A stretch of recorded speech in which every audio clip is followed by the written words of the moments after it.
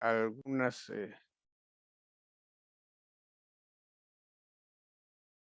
¿Me confirman si logran ver, por favor?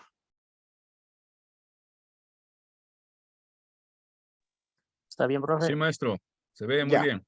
ok. Hermanos, vamos a ir por paraderos muy concretos desde el siglo XVI hasta el siglo XIX. ¿Ya? Entonces, y ya que es este periodo de la historia que corresponde prácticamente a dos temas muy importantes, tiene que ver con los avivamientos. Bueno, se consideran avivamientos. Solo quiero abrir un paréntesis. El significado de avivamiento considero, como algunos otros teólogos, que es complicado definirlo. ¿Ya? Es muy complicado definirlo. Arthur Pink y otros teólogos trataron de darnos una definición, pero no vamos a entrar en conflictos y en desavenencias por tener un correcto concepto de qué es un avivamiento, ¿ya? Nuestro acercamiento a estos eventos históricos es netamente histórico, ¿ya? Entonces vamos a estudiarlos tal como nos lo presenta la historia de la iglesia. Ya quedará en tarea de ustedes interpretar si están de acuerdo o no están de acuerdo, y si son seguidores, no son seguidores. Y el otro punto, el otro tema, el otro paradero, tiene que ver cómo el cristianismo protestante se comenzó a propagar por todo el mundo, o lo que en historia de la iglesia se llama el siglo de las misiones. ¿Ok? Quiero un poco recordar la última clase. Con la reforma protestante se da inicio a la aparición de iglesias no católicas romanas. Ya se da inicio a la aparición de congregaciones, de templos cristianos no católicos. Entonces, si alguien, por ejemplo, pregunta o te pregunta, y profesor, ¿cuándo nacen las denominaciones evangélicas? Tendríamos que decir que como movimiento religioso es el siglo XVI, pero que su origen viene desde el Nuevo Testamento. Aunque en este tiempo hay iglesias evangélicas que se llaman evangélicas que no tienen nada que ver con el Nuevo Testamento. ¿Ya? Entonces, en el siglo XVI podríamos mencionar históricamente como que los primeros grupos cristianos protestantes vienen a ser las iglesias luteranas, el luteranismo, que hasta hoy en día hay en todo el mundo. Vendrían a ser las iglesias de Suiza, que tienen varios nombres. Pueden llamarse, por ejemplo, iglesias reformadas. Esto usan mucho los hermanos de Suiza, Ginebra, Francia, Holanda. Pueden llamarse también iglesias presbiterianas, que se usan mucho en Escocia y Inglaterra, y iglesia hugonota o hugonotes en Francia. Entonces, estas son las tres familias de Suiza, las reformadas. También en ese tiempo aparecen las iglesias anglicanas, la iglesia de Inglaterra. ¿Ok? Son las primeras congregaciones o denominaciones protestantes. Poquito años después aparecen, yo diría, los padres anabaptistas, que darán origen a todo el movimiento anabaptista, bautista y un montón de denominaciones que romperán no solamente con Roma, ellos rompen con todo. Ellos pretenden refundar el cristianismo, ¿no? Entonces, por eso se les llama la reforma radical. Entonces, normalmente se los conoce como anabaptistas, ¿no? Entonces, a partir de ahí, hermanos, viene toda una serie de divisiones de las iglesias evangélicas. En este tiempo no hay iglesia Alianza Cristiana, no hay EP, no hay Asamblea de Dios, no hay pentecostales, no hay carismáticas, no hay nada. Hay iglesias, lo que se llama históricas, ¿ya? La lista que yo acabo de mencionarles son iglesias que aparecen ya a partir del siglo XIX y XX. O sea, hace poquito nada más. ¿Ok? Entonces, estos son los, digamos, los inicios del protestantismo histórico cristiano. Ahora, quiero empezar haciéndoles algunas preguntas que nos deben llevar por un camino en el estudio de esta noche. En primer lugar, ¿qué es más importante para ustedes? ¿La doctrina, tener una buena doctrina o la vida de santidad? ¿Qué es lo más importante para el cristiano? No sé qué dicen, a ver. La vida de santidad. Ya. Edgardo Valdeón, la vida de santidad, muy bien. ¿Alguien más?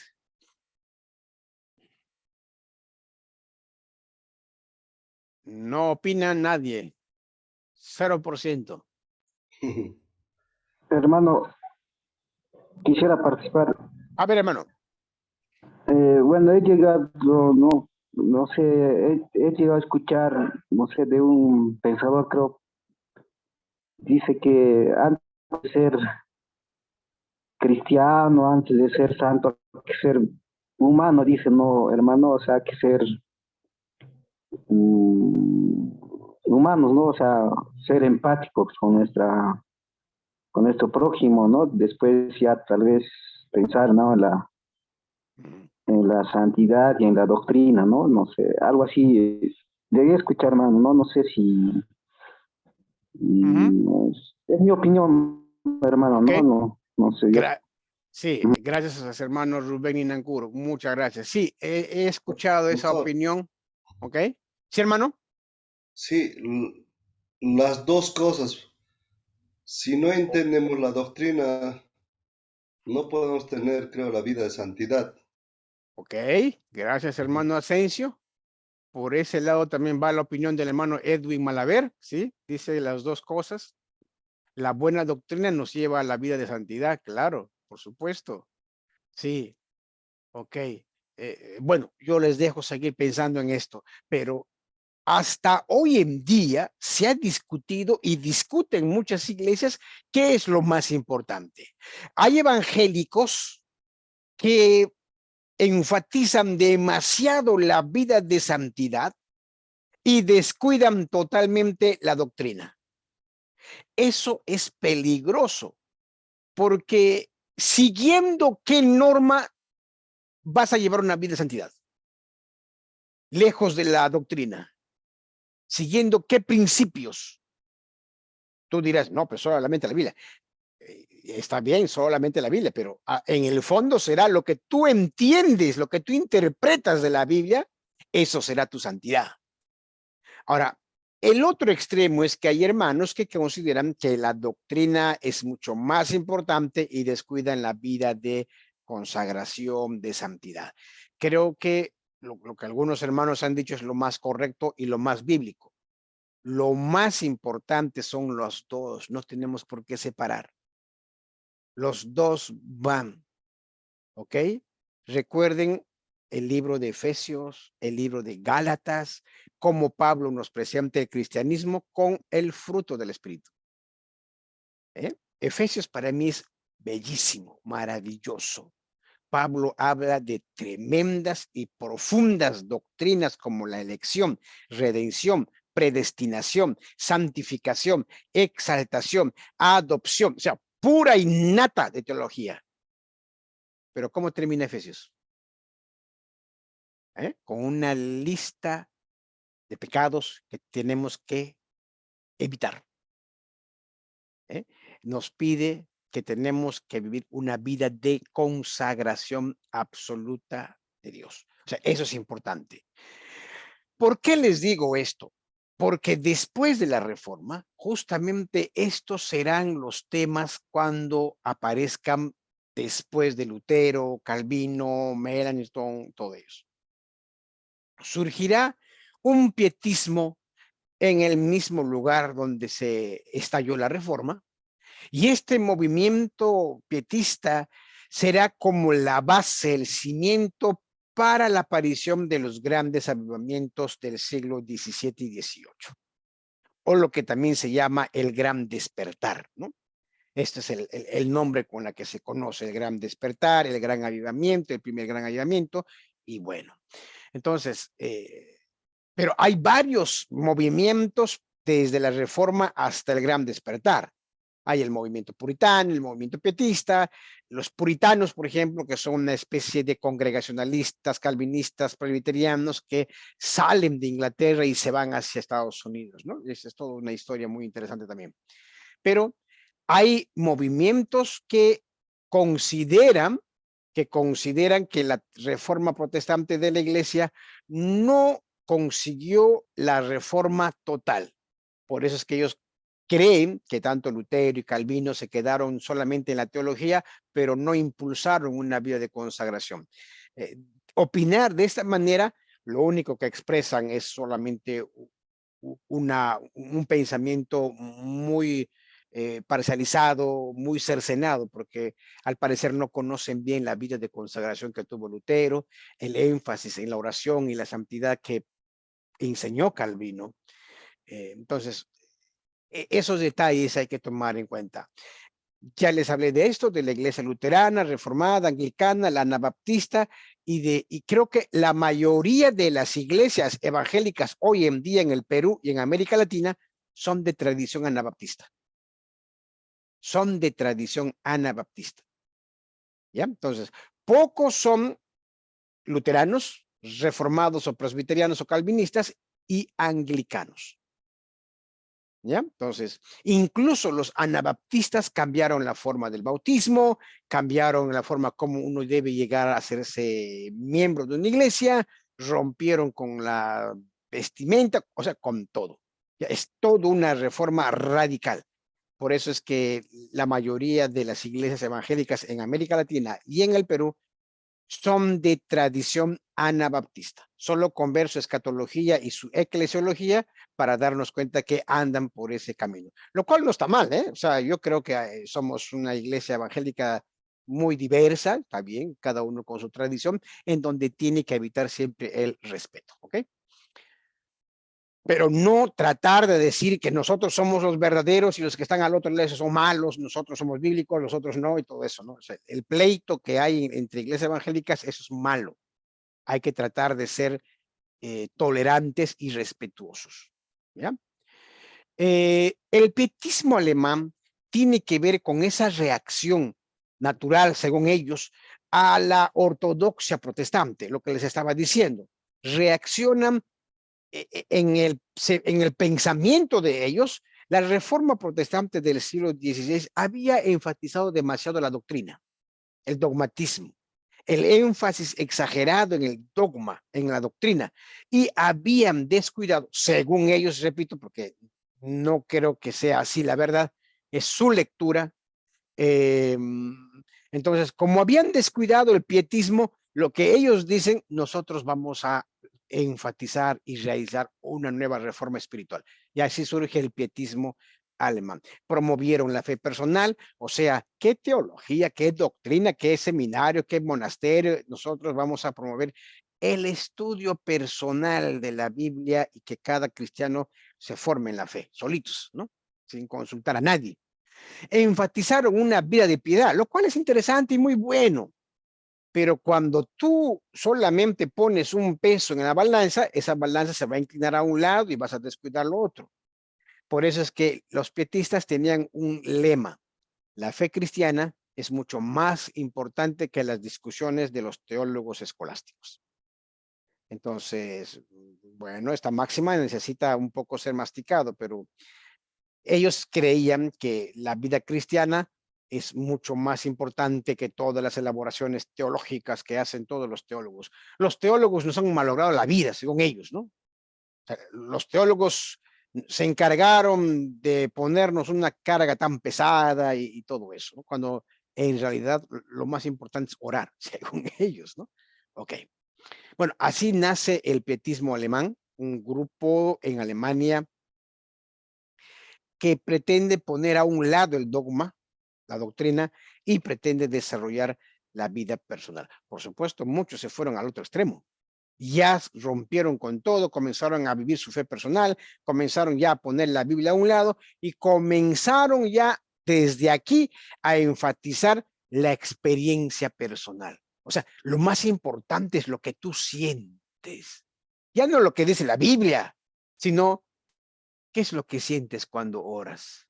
¿Qué es lo que sientes cuando lees la Biblia? ¿Qué es lo que sientes cuando escuchas la palabra de Dios? Eso es lo más importante. Noten que ya hay un énfasis ya en las emociones. Y hermanos, esto va a ir creciendo, creciendo y creciendo.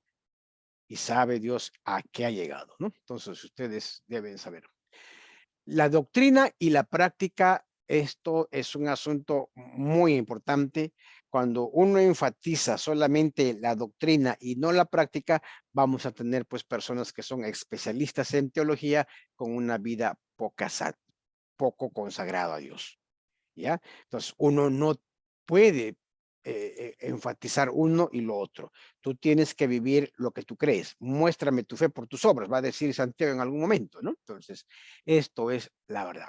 Ahora, hay varios personajes muy importantes que uno tiene que estudiar, aquellos que han propuesto este tipo de reformas en sus iglesias, reformas que han sobrevivido hasta ahora. Hay muchas iglesias evangélicas en el Perú y en América Latina que inconscientemente, sin estudio y preparación de estos fenómenos, abrazaron estos fenómenos, abrazaron estas prácticas, abrazaron ese tipo de credos, de costumbres, sin darse cuenta. Uno de los primeros en poder pensar, elaborar y cambiar y aplicar fue un tal señor Philip Jacob Spener. Entonces, este Jacobo, Philip, va a proponer que hay 6 ideas que en realidad todos cristianos deberíamos seguir. Solamente esos son los más importantes. Primero, se debe buscar comprender mejor la Biblia a través del estudio devoto en pequeños grupos. Ojo, Spener ya no está pensando en institutos, seminarios, monasterios, ni en universidad. ¿Ah? Spener está rompiendo con una tradición. Ya no hay que ver a los monasterios, a los seminarios y a los conventos como centros de preparación, sino que hay que cambiar eso y hay que buscar que los hermanos, que los formemos en grupos, ahí que lean y estudien su Biblia de manera devocional. Eso es lo más importante. ¿Es bueno o malo? No sé, a ver cómo lo digieren ustedes. Segundo, a los laicos se les dio la responsabilidad en los grupos. Spener. Esto es bueno y malo a la vez. Bueno, en tanto a los laicos les estás dando responsabilidades, que es muy bueno, que los laicos asuman responsabilidad. Pero el lado negativo, deficiente de esto, es que si tú encargas a un laico como responsable de un grupo para que pueda enseñar, estás encargando a un neófito, entendiendo que un laico no tiene preparación formal, no tiene preparación en doctrina. Entonces, esto vendría a ser un lado deficiente. ¿Ok? Tercero, el cristianismo no puede limitarse a las fórmulas doctrinales, sino a la experiencia de la fe. O sea, Spener ya está poniendo énfasis en la experiencia. Y hasta hoy en día hay iglesias que siempre buscan la experiencia. O sea, no dedican la misma fuerza, la misma energía, la misma concentración, la misma atención, la misma financiación, no dedican al estudio de la Biblia, sino a la experiencia. Gastan dinero para buscar experiencia yendo a eventos, conciertos, talleres y un montón de cosas. Invierten dinero en comprar materiales, libros, bibliografía con contenido de este tipo que les ayuda a buscar la experiencia. No tanto les acerca a las escrituras, sino que les acerca más a una cuestión emocional, ¿no? Yo entré una vez a una librería que no voy a decir su nombre y decía los 7 pasos para lograr una felicidad cristiana, algo así, ¿no? Entonces, hemos entrado a este tipo de situaciones. Entonces, yo creo que, como hemos dicho al inicio, ambas cosas son importantes, la doctrina y la vida de santidad. Pablo es el mejor ejemplo. Pablo era un rabino, él fue educado en los centros de estudios más importantes de la época y tuvo al mejor maestro y también llevaba una vida de consagración. Ambos, ese es su modelo. ¿Ok? 4. Para Spengler, abrigaba la esperanza de que todas las controversias tuvieran lugar en el espíritu de caridad. Pero hay controversias inevitables. Ok, esto es muy importante y me gusta mucho de Spengler, que hay que tratar de abrigar esperanzas cuando hay controversias, que el amor, la caridad se encargue de, digamos, llenar nuestro corazón y no estemos peleando, pues. Por favor, que un pentecostal y un bautista o un presbiteriano y uno de las asambleas de Dios, no estamos llamados para pelear. Estamos llamados a glorificar el nombre de Dios con nuestras diferencias. Y Spengler dice, definitivamente hay controversias inevitables. Por supuesto, hay doctrinas y prácticas secundarias y prácticas eclesiales que son inevitablemente controversiales, que no nos vamos a poner de acuerdo, pero no por eso usted va a dejar de ser hijo de Dios y yo voy a dejar de ser hijo de Dios. O sea, esas diferencias es inevitable y hay que aprender a dialogar profesionalmente. 5. El entrenamiento de los pastores debe ir más allá de la fría lógica y teología ortodoxa y debe enfatizarse en una inmersión profunda en la literatura y práctica devocional.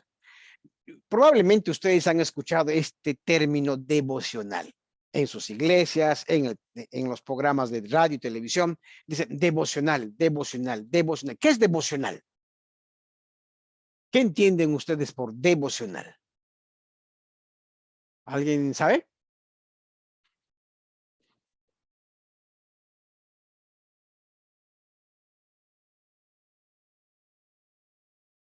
Bueno, yo creo la mayoría entiende devocional ese. Sí, hermano. Sí.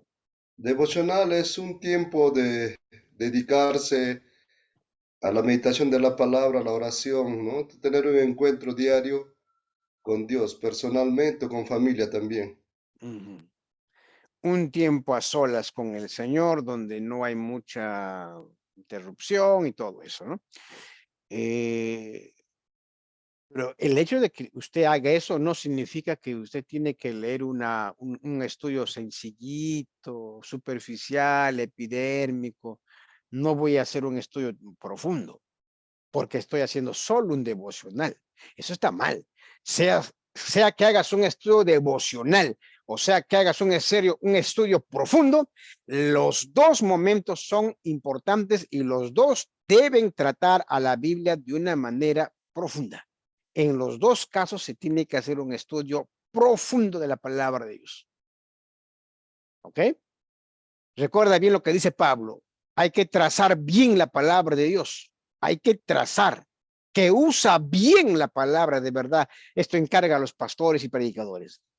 ¿Ya? Hay que trazar bien la palabra de Dios. 6. El púlpito debe recuperar su propósito original de instruir, inspirar, alimentar a los creyentes en lugar de ser utilizado para discusiones doctas. Es cierto, hay algunos que usan el púlpito para demostrar su conocimiento, su capacidad, su vocabulario exegético, ¿no? Yo recuerdo una vez cuando fui a una iglesia, el pastor salió y dijo, hermanos, yo voy a predicar ahora de un tema muy profundo. Voy a predicar acerca del acercamiento sincrónico y diacrónico de la Santa Cena a partir de Marcos 13. Entonces yo no sabía qué cosa quería decir. Y yo menos la congregación. Entonces, el púlpito no es para que tú demuestres tu conocimiento, menos para pelear. No tienes por qué mandar mensajes ocultos ahí a personas, a otro pastor o a otra competencia. No, ni a una familia. El púlpito es para predicar la palabra de Dios. No es para contar tu vida. El púlpito no es para que cuentes tu testimonio todo el tiempo como si tu testimonio fuera el evangelio. El púlpito es para poder predicar la palabra de Dios. Ese es el punto. Y en eso sí estoy de acuerdo con Spengler. Y lamento que haya yo presenciado una vez que había dos pastores en una iglesia que usaban el púlpito para pelearse entre ellos, ¿no? Cuando subía un pastor, mandaba un mensaje al otro pastor. Cuando le tocaba al otro pastor, daba la respuesta al otro pastor y de paso le mandaba otro mensaje. O sea, era terrible. Dios nos libre de caer en ese tipo de situaciones. El púlpito no se debe usar para asuntos personales. No, no se debe caer para eso. ¿Cómo es que las iglesias comienzan a inspirarse para poder crecer después de la Reforma Protestante? Hay varios eventos, hay varios personajes. En un sentido, me parece que Frankie y von Zinzendorf juegan un papel importante después de la Reforma. En el caso de August Ernst Frankie, un especialista en hebreo y griego, era un experto haciendo exégesis. Él tuvo contacto con Spengler, ¿no? Con el anterior, y continuó la obra pietista. Él comenzó, a pesar de que él sabía y tenía un alto conocimiento de los idiomas bíblicos, él continuó enfatizando la obra pietista. Y esto en Augusto Franchi fue muy importante.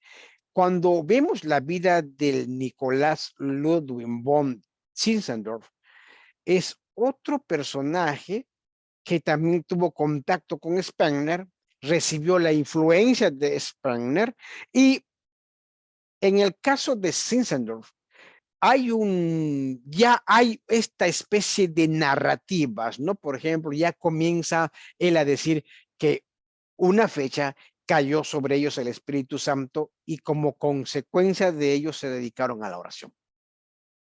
John Wesley, por ejemplo, ¿no? Entonces, ya comienzan a aparecer este tipo de historias que no sé si serán ciertas o no serán ciertas. Ya eso lo dejaremos para una investigación.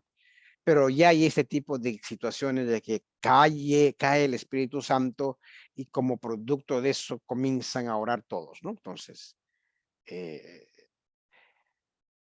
a partir de esto, entramos a esta historia con todo este antecedente, entramos a lo que se conoce como el Gran Despertar, o sea, el primer gran avivamiento, que podríamos resumir de manera general, salvando las responsabilidades y diferencias con otros teólogos,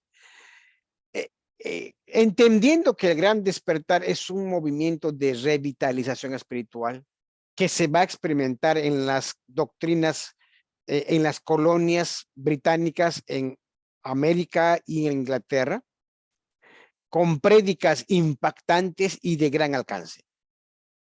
¿No? Y hay personajes muy importantes dentro de este Gran Despertar, porque este tipo de experiencias donde hay demasiada conversión a partir de predicaciones de ciertos personajes, entonces, que se dio tanto en las colonias británicas, en las 13 colonias y también en Inglaterra.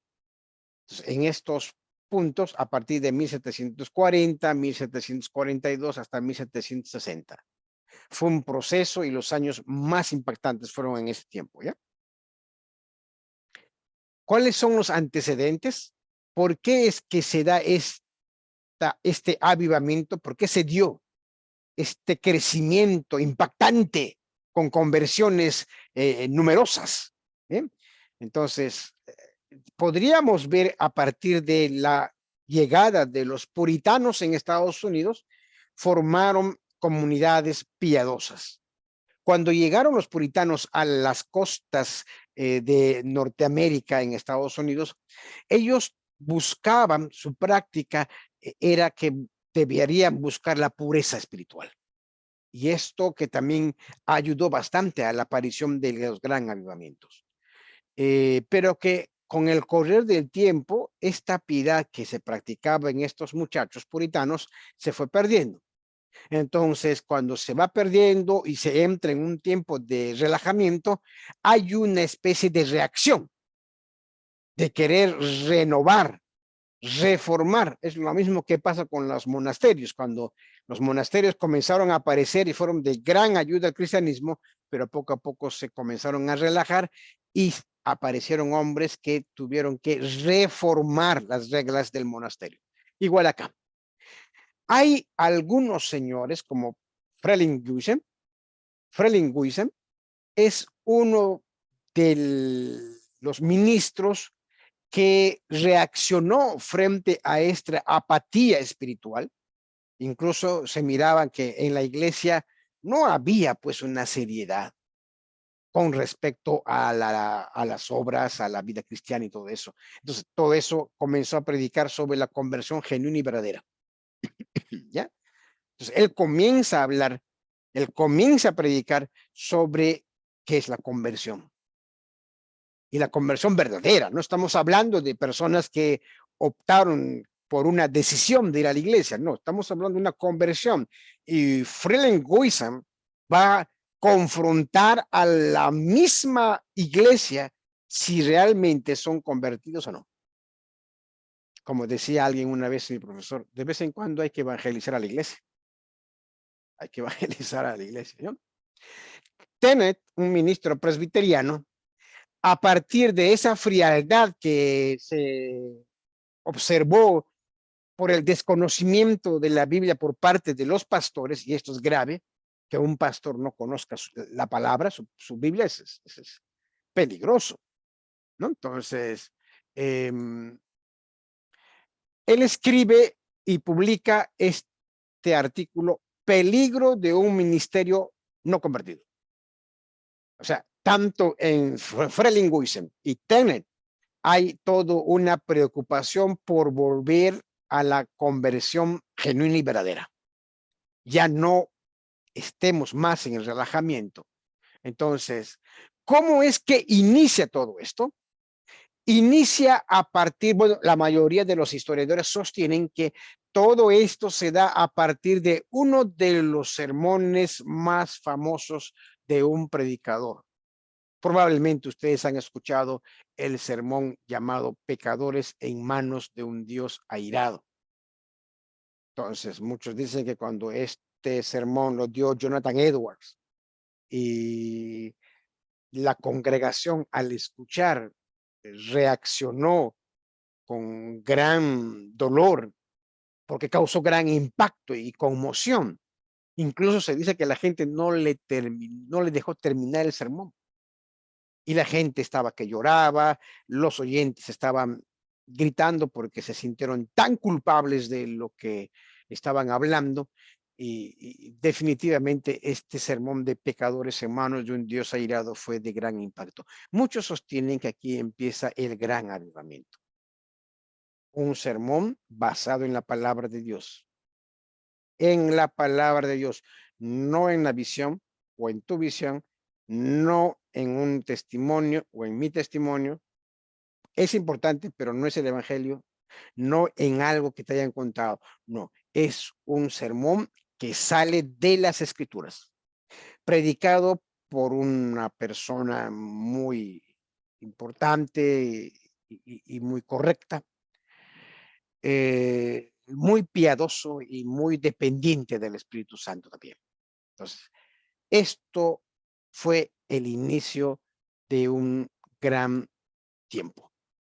Después de Jonathan Edwards podríamos seguir hablando un montón. Yo creo que de Jonathan Edwards, él vendría a ser uno de los grandes personajes que dio énfasis a la vida de santidad. ¿Ya? Y Jonathan Edwards es muy conocido por sus famosas resoluciones. Hay un montón de resoluciones que él escribió que uno tranquilamente lo podría aprender de memoria y practicar una resolución por día, ¿no? Y todo apunta a una vida de consagración a Dios. Pero sin duda alguna, uno de los predicadores más impactantes de este tiempo, de la del primer gran despertar, es George Whitefield. Whitefield es uno de los predicadores más impactantes de ese tiempo. Fue un ministro, gran predicador, viajó a las 13 colonias y luego también a Inglaterra, y sus sermones causaron gran impacto. Incluso Benjamin Franklin quedó fascinado de su oratoria. Sus sermones fueron punzantes y casi siempre lloraba al predicar. Bueno, y esta es una práctica de algunos. A veces he visto que algunos pastores suelen llorar cuando predican. Ya esto es un tema más homilético. No siempre, pero si en caso se dé, no hay que convertirlo como algo normal y tradicional y cotidiano, ¿no? Entonces, tampoco eso es bueno, ¿ya? Y mucha gente se convertía al Señor con lágrimas y mucha emoción. El primer gran despertar fue un gran impacto, tanto Whitefield, Jonathan Edwards, la obra y la prédica que ellos hacían, prácticamente hacía que mucha gente conociera al Señor. Ahora, no todos estaban de acuerdo, por supuesto, y hubo ministros que se opusieron a esa práctica de Whitefield, y como no estaban de acuerdo por la manera media desordenada de algunos ministros, les cerraron la puerta a Whitefield. No compatibilizaban con él porque lo vieron como desordenado, el culto ya no era tan solemne, sino ya se hacía un poco más desordenado, ¿no? Ante esto, Whitefield se fue a las calles y a las plazas y comenzó a predicar ahí. Noten que ya hay un cambio dentro de la forma de predicación. Ya no es únicamente en el templo, sino también ya en las calles, en las plazas, ¿no?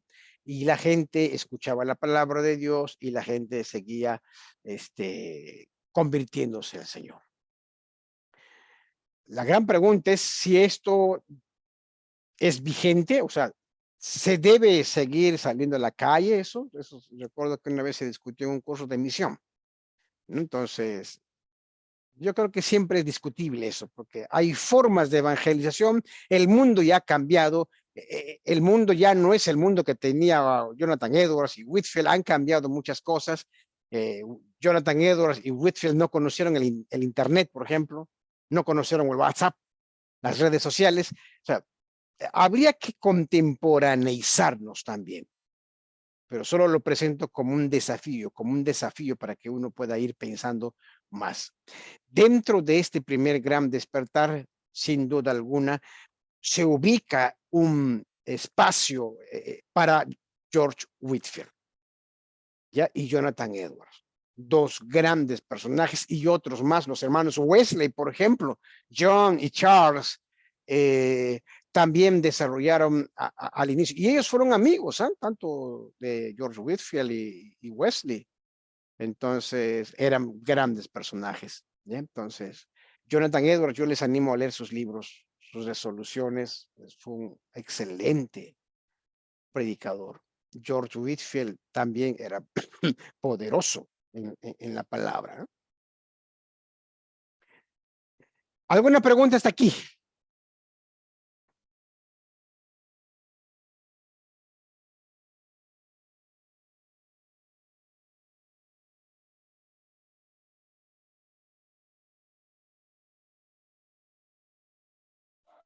Todo claro, pastor.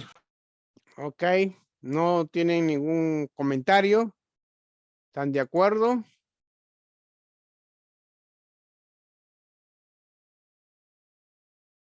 Bueno, cuando entramos al segundo avivamiento, porque dentro de la historia de la iglesia algunos consideran hasta un tercer avivamiento, ¿no? Y algunos ya un poco más entusiastas consideran que hay una serie de avivamientos. Hasta hoy en día hay más avivamientos, más avivamientos, más avivamientos. Pero históricamente se conocen a estos dos como los avivamientos mucho más importantes, ¿no? Ahora, el segundo se diferencia del primero en varios aspectos. El segundo tendrá lugar más en los Estados Unidos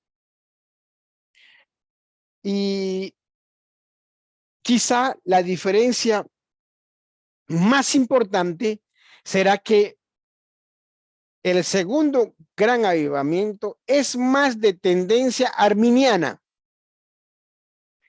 y el primer gran avivamiento fue más de tendencia calvinista. Me imagino que ustedes ya están entendiendo cuando yo digo que es arminiana y que es calvinista.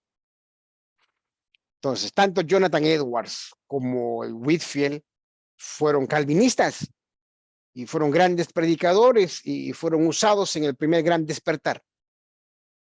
Pero el segundo gran avivamiento es mucho más diferente, ya es más arminiano. Y con arminiano estamos entendiendo, entre otras cosas, que enfatizaron demasiado la decisión del ser humano en el acto de la salvación. ¿Ya? Enfatizan de manera exagerada la decisión del ser humano en el acto de la salvación. Yo algunas veces en algunos cultos que yo visité, escuché al pastor decir, en ti está la decisión. Hoy tú puedes tomar o dejar, en tu mano está ir al infierno o al cielo. Tú tienes, o sea, hay un énfasis demasiado en la decisión del ser humano, ¿no? Yo creo que hay un correcto acercamiento a la responsabilidad del ser humano. Mañana puede ser demasiado tarde, por ejemplo, dice, ¿no? Entonces, y la persona que escuche eso se entrega al Señor más por miedo que por confesión de fe. O sea, cuando tú le preguntas, ¿por qué tomaste la decisión? Bueno, yo no quería ir al infierno, hermano. Entonces, aquí en el segundo gran despertar o en el segundo gran avivamiento, el énfasis está más en el esfuerzo humano, en la acción del hombre, en la decisión del hombre. ¿Ya? Entonces, Rubén Llanos, profe, nos está dando con palo. No, mi idea no es eso, sino que ustedes tienen que aprender a tomar decisiones. Yo solamente lo expongo y ustedes podrán decidir qué es lo mejor y seguir estudiando, ¿no? Énfasis en la conversión, en la confesión, arrepentimiento y obra social. Dense cuenta que todas las palabras que acabo de decir hacen alusión al hombre. Conversión, confesión, arrepentimiento, o sea, más es el hombre. Entonces, ¿dónde queda aquí la obra de Dios en la salvación? Entonces, estos detalles son importantes. Y sin lugar a dudas, uno de los personajes más importantes del segundo gran despertar o del segundo avivamiento es Charles Finney. Para algunos héroe, para otros villano. ¿Ya? Entonces, Finney, creo yo, sin duda alguna y sin temor a equivocarme, con mucha cautela lo digo, es el responsable de muchas prácticas que hoy son ley, casi superior a la Biblia en muchas iglesias evangélicas. ¿Ya? Entonces, Finney sostuvo que la salvación se basa en la voluntad humana de arrepentirse y no es impuesta por Dios sobre las personas en contra de la voluntad de ellos. O sea, para Finney, Dios no te puede obligar a convertir. Finalmente, tú te conviertes. O sea, noten que esto es un arminianismo. Ya no es como Whitefield y Jonathan Edwards.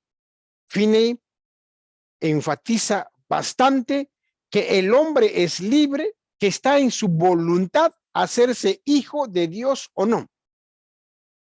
El hombre tiene en su decisión, en su voluntad, hacerse hijo o no hacerse hijo. Convertirse y no convertirse. Finney parece que no leyó Efesios 3.1, ¿no? ¿Qué dice Efesios 3.1? ¿Saben ustedes o no?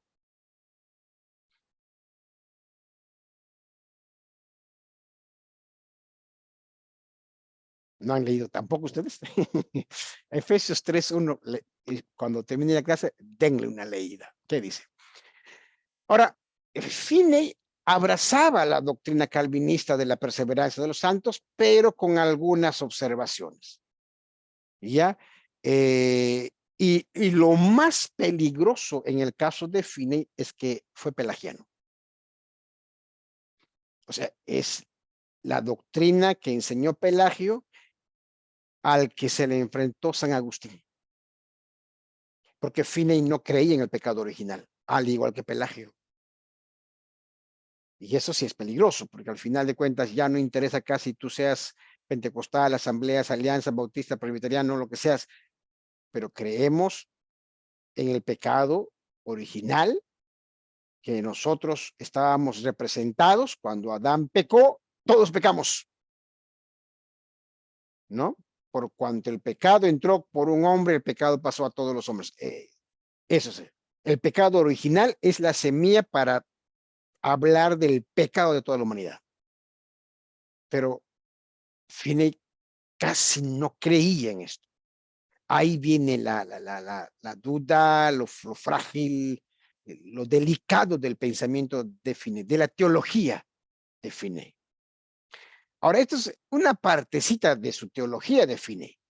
No quiero decir que todo está mal, fue un gran personaje también, o sea, un buen predicador, ya como predicador tenía ciertas cualidades muy interesantes, pero también ciertas cualidades un poco deficientes. ¿Ya? Pero como persona sí, se cuenta que Finney fue una buena persona. ¿Ya? Pero por ser buena persona no implica que tengas buena teología. Tú puedes ser moralmente bueno, pero puedes ser moralmente bueno y al mismo tiempo estar en el error. ¿Ya? El ser moralmente bueno no implica que tú tengas una buena doctrina. ¿Ok? Entonces, ese es desde el punto de vista de su teología. Cuando vemos su homilética y su eclesiología, quizás es donde nosotros encontramos más información. ¿Por qué? Porque será Finney el que innovará la predicación. Innovará, ¿por qué? Porque aplicará métodos novedosos, métodos nuevos, métodos que no habían sido usados por Jonathan Edwards, que no había usado por Whitfield. Los hermanos Wesley sí habían empezado a usar, pero casi nadie había usado antes. ¿Ya? Entonces, ¿qué pasa? Para Finney, él estudió, bueno, lo que ahora conocemos como la psicología de masa. No lo dijo en su momento, pero él aplicó lo que hoy en día se llama la psicología de masas. ¿Por qué? Porque para tener mayor número de conversiones, jugó con el timbre de su voz. Jugó con el timbre de su voz. Elevó el timbre, bajó el timbre de su voz para poder impactar y así lograr más conversiones. Ustedes alguna vez han escuchado a algunos predicadores que cuando están acabando su sermón cambian su voz y dicen: el Señor te está llamando. El Señor está viendo en este momento tu dolor. El Señor te está llamando, está tocando tu puerta. Y hace uso de su voz y comienzan a sentirse tristes y la congregación está llorando también. O sea, hay un uso, yo diría, abusivo del asunto sentimental. Ojo, no estoy diciendo que no hay que jugar, no hay que utilizar la voz, hay que modular. Por supuesto, como profesor de homilética, incluso doy toda una clase para la administración de la voz. Cuando alzar, cuando bajar, cuando enfatizar, todo eso. Pero una cosa es hacer como un recurso homilético y otra cosa es cuando tú tienes ya intenciones como para poder lograr algo de la gente. Si tú quieres hacer llorar a la gente, estoy bien seguro que tú puedes hacer llorar a la gente usando muchos recursos. En serio. O como, por ejemplo, esos dichos que escuché por ahí: estoy viendo yo en esta iglesia que hay pecadores. Y el Señor en esta noche quiere perdonarte. Suena bonito, ¿no? Todos somos pecadores. Yo no sé por qué tiene que decir, estoy viendo a 7 pecadores aquí. Todos somos pecadores. Ese uso malintencionado para provocar mayor impacto emocional en la gente, empezó con Finney. ¿Ya? Repito, hay un uso, hay una administración de la voz como recurso homilético en la predicación, sí lo hay. Incluso como profesor de homilética, yo dicto una clase, cómo modular, cómo hablar, cuándo enfatizar, pero eso es como recurso homilético. Pero cuando si tú quieres impactar, hacer uso ya para lograr cierto objetivo emocional, ya es otra cosa. ¿Ok? Adoptó y popularizó la práctica metodista de llamar a los conversos, pasar al altar o a sentarse en la silla adelante. ¿Ustedes han visto esa costumbre ahora de la iglesia que a veces es ley en algunas iglesias? Que los que quieren recibir a Cristo en su corazón como su Señor y Salvador, que ni sé de dónde han sacado esa frase, pasen adelante, dicen. Y el pastor repite la oración y hace una oración y hace que repita a la gente y la gente repite la oración del pastor y el pastor dice, muy bien, ahora ya son hijos de Dios, ya son convertidos. O sea, hemos reducido la conversión a una repetición de una oración. O sea, la gente cree que se hace hijo de Dios al repetir una oración. La gente cree que se hace hijo de Dios por repetir una oración. Ahora, yo les digo, uno se nace de nuevo por repetir una oración. Hermanos, ¿cómo uno se hace hijo de Dios? La gran pregunta que tú como estudiante de teología tienes que responder es, ¿cómo se hacía la conversión hasta antes de este tiempo? ¿Cómo se hacía la conversión? Y yo te puedo dar pinceladas nada más porque ya está en ti estudiar la palabra de Dios. Si tenemos que ser cristianos, tenemos que tomar como ejemplo al mismo Señor Jesucristo. ¿Cómo hacía Jesús su conversión? Ahí está. Partimos de ahí. La primera pincelada. Jesús recibe la visita de un personaje una noche. ¿Recuerdan quién es? Nicodemo. Excelente, Nicodemo. ¿Y con qué pregunta fue donde Jesús? Tenía una inquietud, ¿verdad? Y en la conversa con el maestro, en la conversación con el maestro, Nicodemo le dice, ¿cómo uno puede llegar al reino de los cielos? Y Jesús, ¿qué le responde? ¿Como un pastor evangélico del siglo XXI? ¿Como un pastor de una iglesia evangélica de este tiempo? ¿Sabes qué, Nicodemo? Mira, ¿sabes qué? Mira, voy a orar y tú repites la oración, mi oración ya, y tú vas a aceptar a Cristo en tu corazón. ¿Qué te parece? Y luego te escribo en un papelito tu nombre y ya eres hijo de Dios. ¿Eso le dijo Jesús? ¿Qué le dijo? Nadie puede entrar allá si no nace De nuevo. de nuevo. Si no nace de nuevo. Wow, ¿qué es eso de nacer de nuevo? Nicodemo no lo entendía tampoco. Él entendió, bueno, voy a meterme dentro de la barriga de mi mamá y de nuevo voy a nacer. Y Jesús se mata de risa, me parece ahí. Oh. Nicodemo, tú siendo maestro, ¿no estás entendiendo? El que nace del agua es del agua, nace de la carne es. No te extrañes de que el viento sopla de donde quiere. Le está diciendo a Nicodemo, en resumen, que hay una sola forma de llegar al reino de los cielos. Y eso es naciendo de nuevo.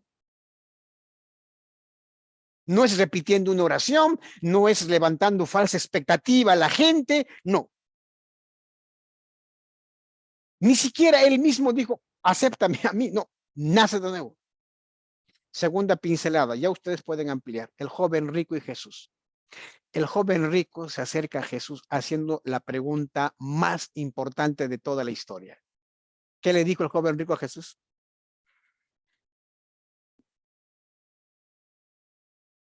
¿Qué pregunta le hizo? ¿Mm? Nicodemo, Jesús. No, el joven rico. ¿Qué pregunta le hizo a Jesús? ¿Qué debo hacer para heredar la vida eterna? Gran pregunta. Gracias, hermano. Maestro bueno. ¿Qué haciendo heredaré la vida eterna? O sea, en otras palabras, el joven rico le está diciendo, Señor, quiero ser salvo. ¿Qué debo hacer? Jesús, ¿cómo le respondió? ¿Como un pastor de la iglesia evangélica de ese tiempo? ¿Como un cura católico? No. ¿Como un mormón? ¿Como un israelita? ¿Qué le respondió Jesús? ¿Qué es lo primero que le dijo Jesús al joven rico? Guarda los mandamientos. No, eso es lo tercero. ¿Qué es lo primero que le dijo Jesús al joven rico? No me llames bueno. Ujú. Miren, hay toda una enseñanza en cada palabra que Jesús le da a este muchacho rico. Lo primero que Jesús le dijo al joven rico es, un momento, ¿por qué me llamas bueno? ¿Mm? O sea, le está diciendo al joven rico, un momentito, parece que tú no estás entendiendo nada de lo que estás hablando. Me estás llamando bueno a mí o a cualquier maestro le puede decir bueno. Y ahí Jesús le da un discurso, yo diría, de los atributos de Dios. Me predica a Dios. Le habla de quién es Dios. En pocas palabras, Jesús le está diciendo quién es Dios. Porque después te dice, un momentito, le hace el pare y Jesús le dice, solo hay uno. Solo hay uno bueno. Y ese es Dios. Una tremenda. Profesor, Sí, hermano. Jesús no se, a pesar que él es Dios, no se toma el atributo de su Padre y sabiendo que él es perfecto, santo, porque estaba tomando la humanidad, o sea, él estaba en la tierra, es por eso que le dice eso. Hay varias razones que no vamos a entrar en detalles, pero hay que entender los roles de las personas de la divinidad. Dios como autor de la salvación, el creador, Cristo como redentor y el Espíritu Santo como consolador. Cristo en este momento está como redentor. Ya, él es Dios, por supuesto, pero no podemos combinar todo eso detalles, ¿no? Entonces, porque en todo el ministerio de Jesús vamos a ver a Cristo orando a su Padre, a Cristo rogando a su Padre, o sea, y no por eso vamos a pensar que entonces Él es Dios y ¿por qué hace esto? ¿No? Entonces, ahí hay una desviación cristológica, que ese es largo. Hay que verlo acá como Cristo, como nuestro Salvador, cumpliendo su gran tarea de la redención. ¿Ok? Y entonces, porque si no vamos a caer como los arrianos, porque los arrianos justamente agarraron este texto para sostener otro tipo de interpretación. Ajá, dijeron ellos, si Cristo no es bueno y solo Dios es bueno, entonces Cristo no es bueno, pues entonces ya ahí hay construyeron una desviación cristológica. ¿Ok? Bueno, de eso no podemos entregar. Ya tendrán su curso de cristología, ustedes ahí van a desarrollar. Profesor, Hermano. una última interrogante que, Uh-huh. bueno, ahora, si bien es cierto que comete más allá de error por ignorancia o porque se repite ciertas frases de lo que sabemos, pero algunos se puede decir que se coge de texto Romanos 10:9, que dice, si confesares con tu boca que Jesús es el Señor, si creyeres en tu corazón. ¿Cree que se pueden coger de un texto para que alguien pueda repetir una oración, aunque Jesús no enseñó, como usted está diciendo, esa repetición? Pero habría que entender ahí cuál es el propósito de confesar con la boca. Los mudos, ¿cómo harían? Que escuchan, creen en el corazón. Entonces ya no se ajustaría, ya no se cumpliría el texto de confesar con la boca. O sea, el énfasis de que la boca lo confiese no se aplicaría en las personas mudas ni sordas. ¿no? Entonces, ahí el énfasis está obviamente en Romanos, estamos en Romanos, ¿no? Entonces, todos esos detalles. Pero la idea es, hermano, yo no sé si Pablo confesó con su boca cuando se caminó a Damasco. ¿Mm? Mm, ¿Mm? Es una gran pregunta, ¿no? En todo el Nuevo Testamento, para poder seguir la tercera pincelada, porque después de ya del joven rico, después de haberle predicado la bondad de Dios y después de haberle dicho, ¿sabes la ley? Ese detalle es muy importante porque Jesús le predicó la ley, o sea, las escrituras. Jesús le dijo, al decirle, ¿sabes la ley? Le está llevando al joven rico a las escrituras. Eso es lo que hay que hacer en la predicación, llevar a la gente al encuentro con la palabra de Dios.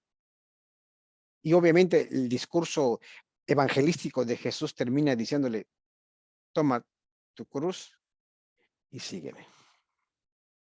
Es todo no hay nada de lo que la iglesia en este tiempo hace hoy en su evangelismo de Jesús. ¿Mm?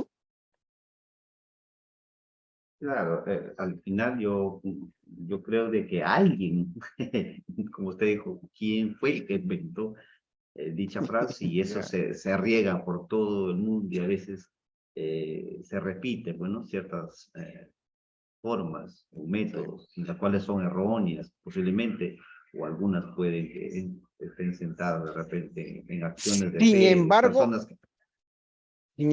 hermano, Dios puede usar incluso la imperfección para alcanzar a sus hijos. Como alguien dice, Dios puede escribir recto en líneas torcidas.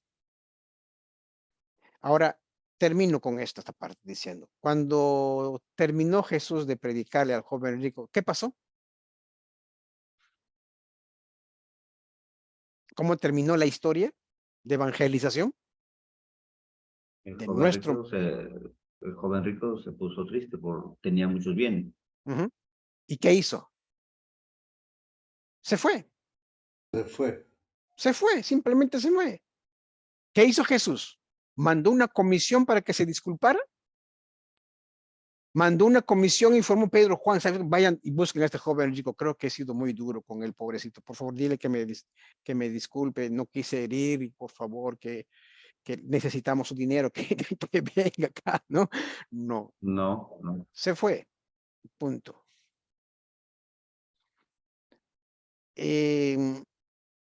Las primeras prédicas de Jesús en Hechos, perdón, de los discípulos en Hechos, cuando también hay ese tipo, ¿qué haremos? Pedro dice, crean en el Señor Jesucristo, bautícense, crean, crean. Entonces, yo les digo, hay una gran tarea para ustedes, tratar de ser lo más bíblicos. No estoy diciendo que lo que hace una u otra iglesia está mal, no quiero decir, no soy nadie para decir eso, pero lo que sí sentimos o debemos sentir es una carga, una necesidad de ser lo más bíblico posible. Como historiador, yo veo que en 2000 años de iglesia cristiana hay muchas cosas que el cristianismo ha aumentado, ha modificado, ha quitado. Son 2000 años y que hay una necesidad de volver a la Biblia. Y bueno, pueden ustedes seguir leyendo Finney, para agotar a los oyentes y llevarlos a hacer una entrega, alargaba sus reuniones. A veces duraba 4 a más de horas, ¿no?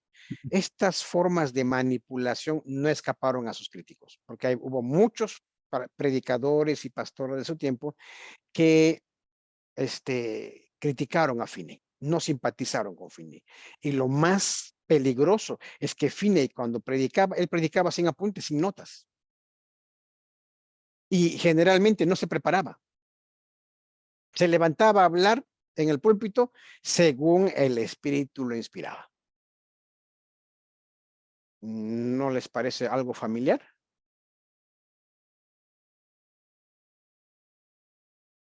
Yo creo que necesitamos volver a las Escrituras. elaboró determinadas técnicas de evangelización que alteraron el concepto que los dirigentes del primer gran despertar tenían sobre la sorprendente obra de Dios. Según Finney, por ejemplo, un avivamiento no es un milagro para él, sino simplemente el resultado filosófico del recto uso de medios apropiados. O sea, en nuestros términos actuales, podríamos decir que un avivamiento es producto de un buen uso de marketing. No es un milagro que Dios obra, sino una buena aplicación del marketing. Tú puedes poner señoritas y jovencitos muy bien vestidos en la puerta de la iglesia, con buen carácter, dándole una buena bienvenida, les hace sentir el calor, o sea, bien aplicado. Ni bien la persona entra a la iglesia, encuentra un ambiente muy fraterno y alegre, o sea, todos los principios de mercadeo pueden dar como resultado un buen avivamiento. Y al final, hermanos, yo creo no debemos dejarnos llevar solo por lo espectáculo, sino debemos preguntarnos si realmente cada persona entregó su vida al Señor. Por eso muchos le dijeron a Finney, fue el llanero solitario, solo él y su Biblia, o sea, su manera de entender la Biblia. Y eso influyó mucho en Billy Graham. ¿Ustedes acaso creen que Billy Graham no tuvo ciertos críticos en su tiempo? Sí, a Billy Graham se le criticó mucho por sus métodos y sin duda alguna Billy Graham fue uno de los grandes evangelistas del siglo XX, ¿no? Definitivamente. Hasta aquí yo termino. Hay muchos personajes que tienen que ver con el segundo avivamiento. Hay más avivamiento. Ustedes pueden estudiar, por ejemplo, el avivamiento de la calle Azusa, donde nacen los pentecostales, por ejemplo. Si hay algún hermano pentecostal aquí, tendrá mucha información sobre cómo nace el pentecostalismo en Estados Unidos en 1905, 1906, en la llamada renovación en la calle Azusa, ¿no? Entonces, ustedes probablemente conozcan mejor su propia historia, pero lo que sucedió en Azusa es uno de los movimientos que hasta hoy en día hay, ¿no? Yo tengo alumnos y alumnas pentecostales muy, muy lindos, muy buenos creyentes, ¿no? Y ellos me ilustran mucho con su historia también. Pero lo de Azusa, sin lugar a duda, fue un momento muy importante, sobre todo para el surgimiento de iglesias pentecostales y asambleas de Dios a inicios del siglo XX. Hay otros movimientos también, hay otros movimientos muy importantes, quizá en los últimos tiempos, como decía un predicador, ya los avivamientos posteriores casi se van al extremo de no ofrecer nada bíblico. Hay una combinación de varias cosas, de varios principios. Hay un énfasis, por ejemplo, ya en el carisma, en la aparición de grupos carismáticos, por ejemplo, a partir de la década del 80 y 90, el énfasis en la restauración del tabernáculo de David, la danza, la música, ya comienzan a aparecer grupos musicales en la década del 90, aparece Marcos Witt, todos los Marcos que hay, ¿no? Entonces, y comienzan a aparecer bandas de cristianos, bandas de música, y hasta hoy en día aparecen más bandas. Hemos presenciado una época de un despertar de la música cristiana, con letras bíblicas, con letras no bíblicas y de todo tipo. Entonces, lo que se cante en la iglesia debe ser también una tarea para poder evaluar. Cada iglesia, cada pastor debe evaluar, elegir, escudriñar qué se canta y qué no se canta. ¿Ok? Entonces, bueno, en fin, esto es más o menos lo que ha llegado hasta este tiempo. Con el siglo de las misiones, cuando estamos entrando ya al siglo XVIII, XIX, un poquito ya más aquí, entramos a un momento cuando el cristianismo protestante comienza a evangelizar de manera muy acentuada. Porque hasta este tiempo los únicos que estaban evangelizando eran era el cristianismo católico. El cristianismo católico había ido a América, había venido a América para evangelizar, había mandado órdenes, había mandado escrituras, había mandado personas, misiones para evangelizar. Y a distintos lugares también del mundo. Pero ya en el siglo XVIII y XIX encontramos algunos personajes, denominaciones que ya comienzan a salir a evangelizar. Hay misiones y yo creo que hay muchos nombres, no vamos a hacer una lista exhaustiva, pero hay algunos personajes, por ejemplo, que normalmente irán a la India, África, China, Corea. Esos son los lugares donde prácticamente será campo de misión. Ya hay unos pietistas de Alemania que irán a la India incluso antes que Guillermo Carey o William Carey. Entonces, ya hay indicios de querer salir del país para poder llevar la palabra de Dios a las personas más necesitadas, como la India, África, China, que son estos lugares, ¿no? Pero por lo menos estos personajes fueron a un lugar de la India para poder predicar.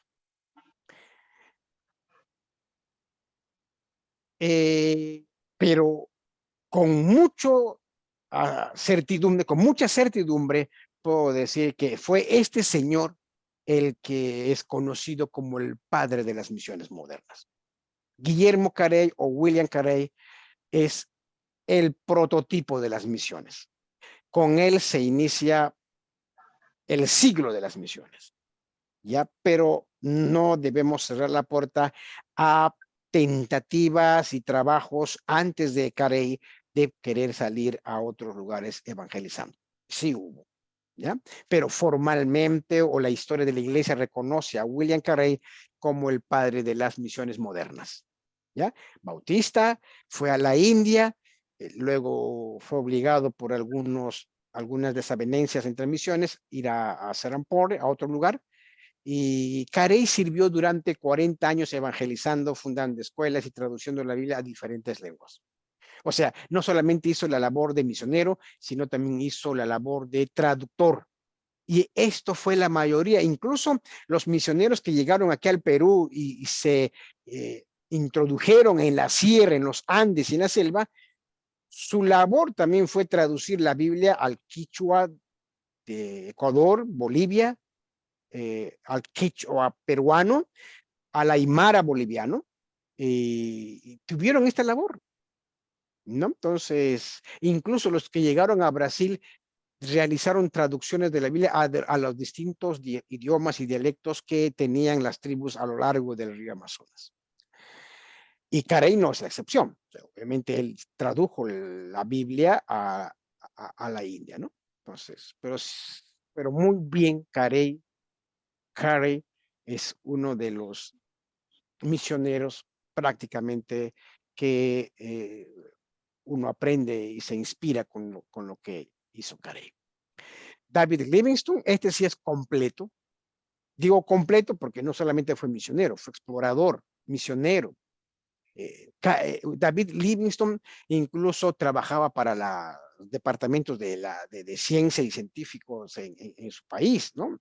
Y era un explorador. A él se le debe muchos descubrimientos, hasta incluso de un río en el África.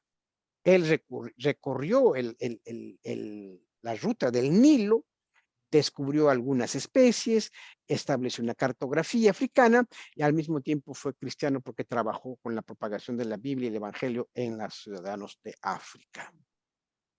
Fue completo, ¿ya?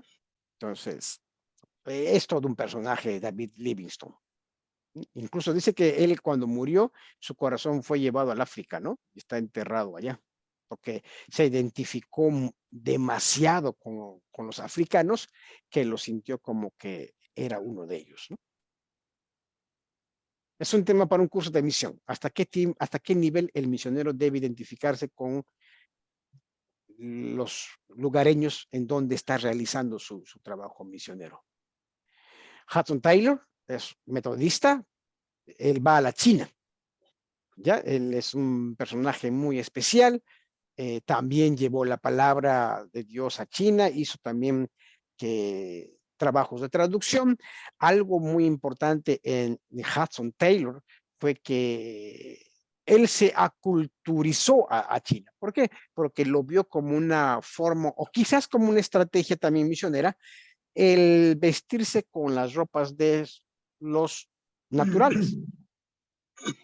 Él se vistió como chino, se dejó crecer como los chinos, y él era un chino más, y por eso es que él predicaba. Es como cuando los misioneros, por ejemplo, llegan a los Andes y se compenetran mucho, aprenden el idioma, aprenden las costumbres, la cultura, y comienzan a ser uno más de los andinos, ¿no? Entonces, pero Taylor a China es uno de los grandes episodios del siglo de las misiones. Adoniram Hudson, Birmania, Massachusetts, pasado congregacionalista, y tradujo la Biblia al idioma birmano, Birmania. Ahora, la vida de Adoniram Hudson nos lleva también a un tema que sería muy bueno conversar. ¿Hasta qué punto el misionero, por cumplir con su labor, puede exponer a su familia? ¿Qué piensan ustedes? Incluso hasta hoy en día se puede aplicar hasta qué punto el pastor, por desarrollar su labor pastoral, puede exponer a su familia. ¿Qué piensan ustedes?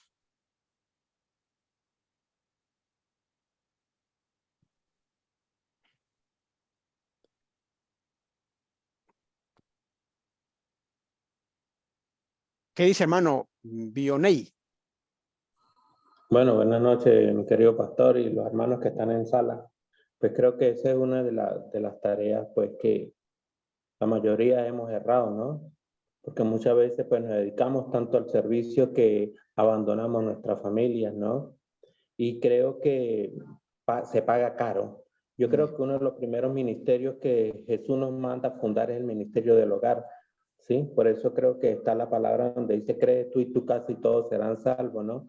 Y entonces imagínate cuando uno tiene un llamado y uno se va a predicar y abandona a su esposa, abandona a sus hijos, pues el enemigo le hace destrozo, ¿no? Y después le terminamos echando la culpa a Dios cuando la decisión es de nosotros y sabemos que el primer ministerio que tenemos que convertir es a la esposa ideal y a los hijos ideal. Y si nosotros no podemos convertir a nuestra familia, ¿cómo podemos convertir a lo de afuera, ¿no? Y creo que uno de los testimonios principales que nosotros como cristianos tenemos que dar es nuestra familia convertida al Señor.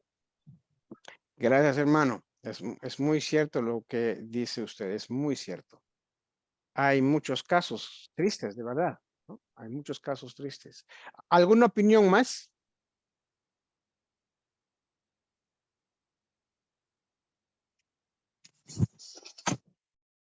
Profesor, buenas noches. Hermano. Está muy interesante todo lo que nos está explicando. Y con respecto a esta última pregunta, ¿no? Digamos, si uno está sirviendo al Señor, ¿no? Partiendo por ahí, entonces está sirviendo al Señor y dice, en todo caso, está haciendo la voluntad de Dios. Y muchas veces dejar a la familia o irse a algún lugar, digamos, diciendo, bueno, Dios me envió, o yendo a lugares donde él, pues, ¿no? Siente en su corazón ir, pero muchas veces no era lo que, digamos, la persona que va a las misiones realmente. Yo he conversado con muchas personas que a veces llegando a ese lugar, pues no era como él pensaba. Entonces había sacrificado familia y todo. Y si partimos de eso, profesor, yo pienso que la Biblia es clara, ¿no? Dice que hacer la voluntad de Dios, dice la voluntad de Dios es buena, agradable y perfecta. Entonces no puedes hacer la voluntad de Dios y a su vez estás pues haciendo, digamos, o quedando mal también con tu familia, ¿no? Que como dijo el hermano que me antecedió, la familia es digamos, es el principal en nuestras vidas, ¿no? Digamos que ellos pues, son pues los primeros que nosotros deberíamos, como esposos, como padres, como también como hijos, también nosotros deberíamos ministrar, ¿no? En este caso sería así. Esa es mi opinión, profesor. Gracias, hermano. Muchas gracias. Tiene toda la razón usted, de verdad. ¿Algún comentario más?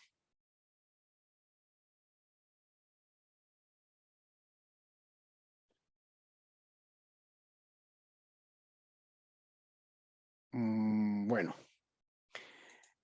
termino diciendo, muchos de estos misioneros que fueron tanto a África, a la India, a la China, fueron siervos de Dios, definitivamente.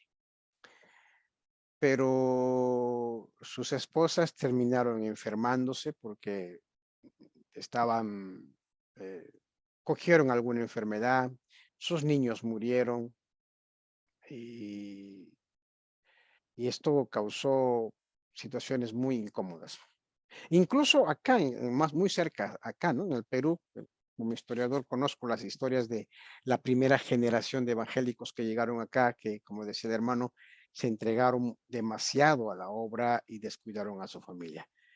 Esto es doloroso, muy doloroso, y esto debe servirnos para poder entender el orden de prioridades que hay en nuestra vida como cristianos.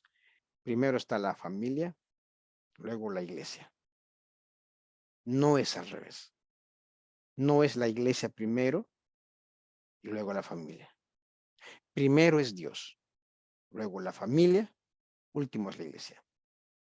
¿Okay? En este orden uno tiene que saber practicar la vida cristiana.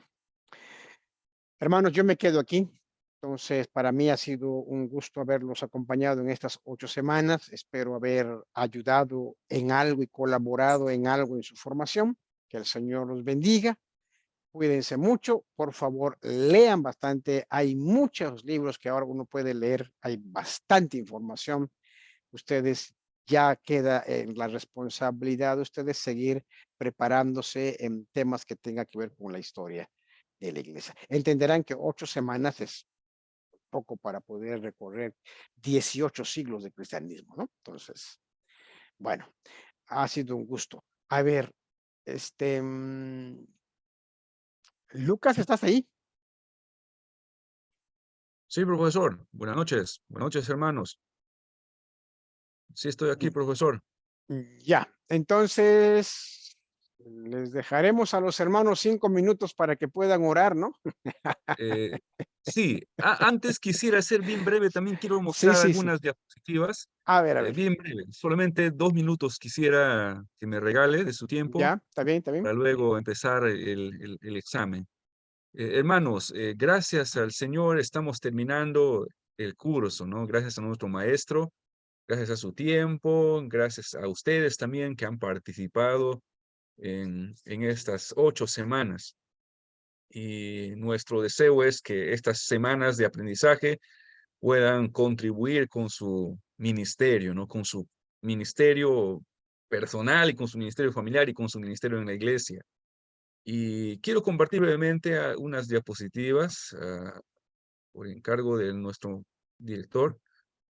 Y un momentito, ahorita les comparto.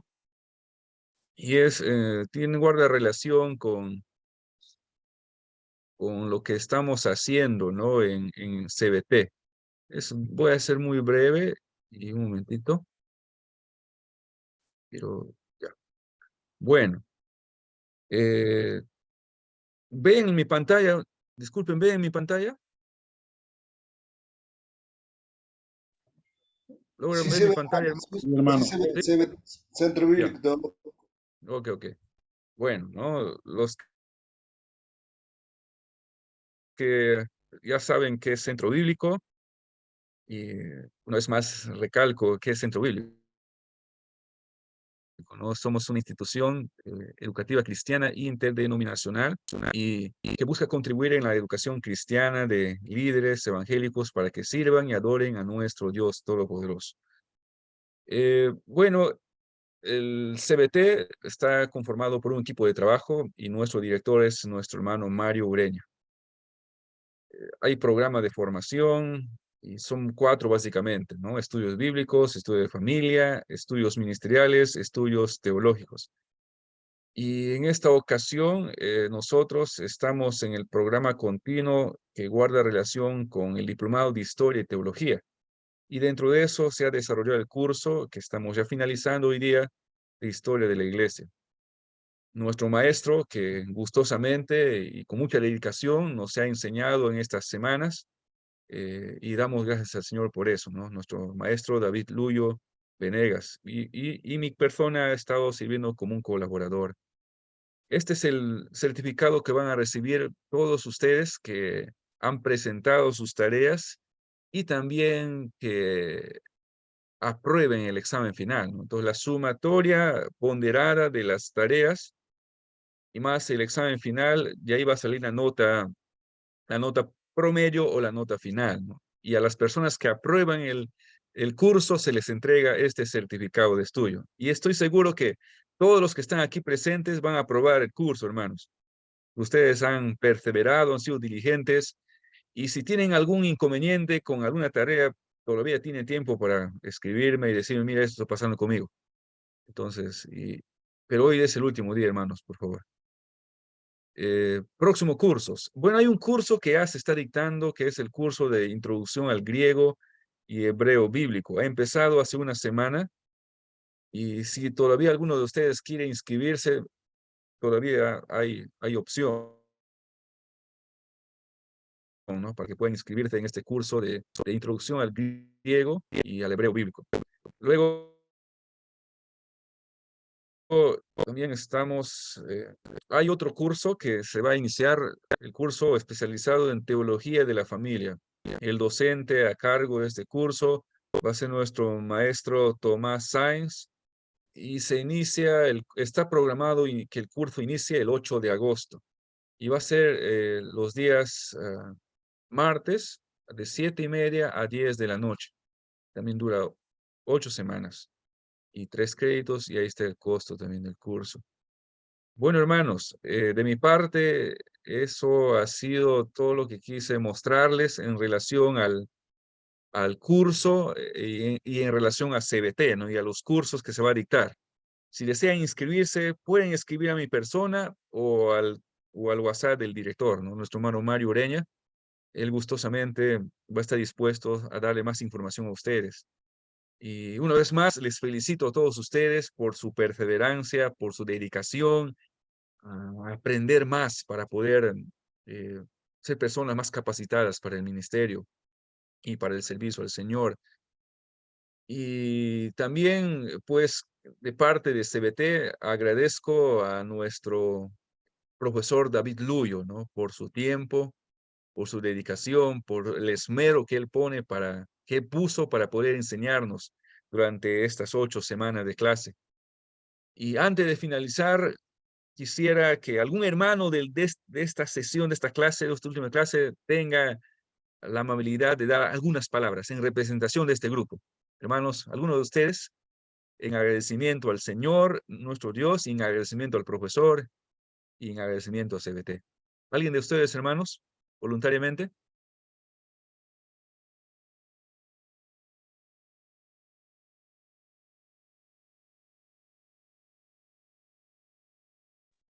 Sí, Bueno, sí, mi hermano Lucas.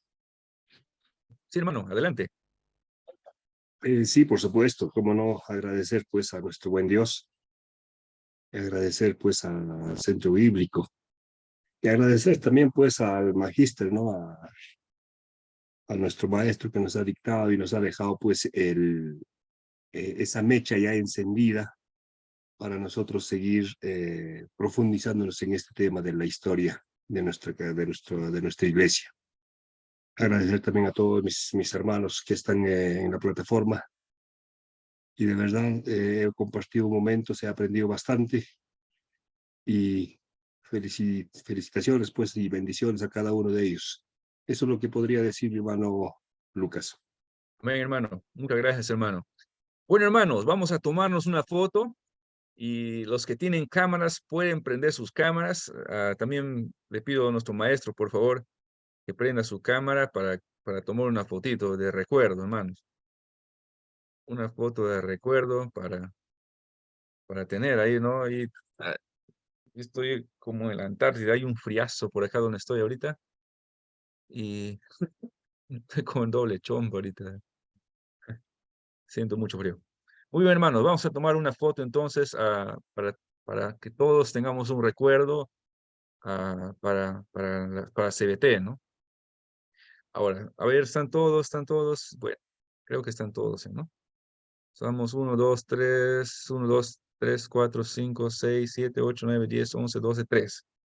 Muy bien, hermanos, una fotito entonces y una sonrisa colinos, hermanos. Listo. A ver, voy a compartir en el grupo del WhatsApp. Si le he tomado bien. Bien. No, no salió bien, hermanos. A ver, otra fotito, hermanos, otra fotito. Otra fotito. Creo que salió. A ver, ahora es un poco diferente. Ya. Sí, está perfecto, hermanos. Está perfecto. Ahorita les comparto en el grupo de WhatsApp.